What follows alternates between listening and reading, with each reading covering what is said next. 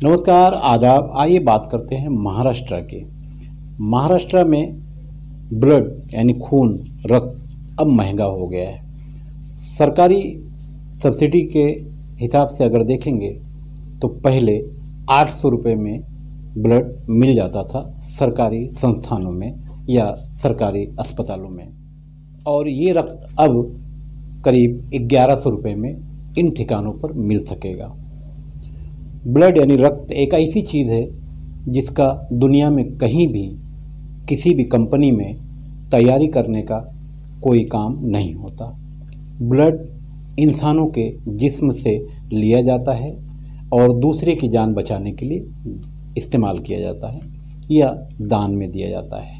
हालांकि हमारे देश में अगर देखा जाए तो इंसानियत का जो मामला है उसको दूर कर दें तो लोग यहाँ हिंदू, मुस्लिम, सिख, ईसाई, दलित, पंजाबी हो गए और एक दूसरे का सर फोड़कर खून बहाने का ही काम ज़्यादा करते हैं। खून देने का या दान करने का काम बहुत कम करते हैं। महाराष्ट्र की बात करते तो महाराष्ट्र के मुंबई शहर में ही ब्लड यानी रक्त की बहुत ज़्यादा ज़रूरत पड़ने पर पड़ती है, और यही ब्लड गैर संस्थानों में, गैर सरकारी ठिकानों पर पहले 1400 रुपये में मिल जाया करता था, अब 1550 रुपये में मिलेगा। बहरहाल महाराष्ट्र में 326 ब्लड बैंक हैं जिसमें ब्लड लोगों को मिलता है। बहरहाल महाराष्ट्र का सबसे बड़ा और देश का आर्थिक शहर जिसे लोग मुंबई नगरी के नाम से जानते हैं, अब महाराष्ट्र में ब्लड महंगा हो जाने की वजह से लोग परेशान भी होंगे।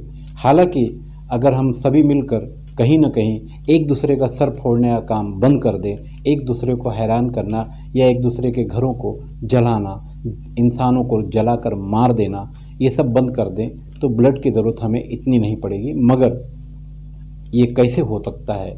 हमारी पहचान तो यही है, एक दूसरे की जान लेना, एक दूसरे को मारना, उसका ब्लड बहा देना। और उन लोगों से अगर कह दो कि एक पाउच ब्लड दे दो तो इनके बदन में ब्लड होता ही नहीं है।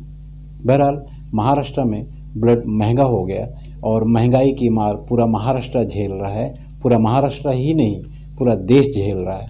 अब ऐसे में मरीजों के लिए ये एक समस्या और खड़ी हो गई। मैं खान फ़खर आलम।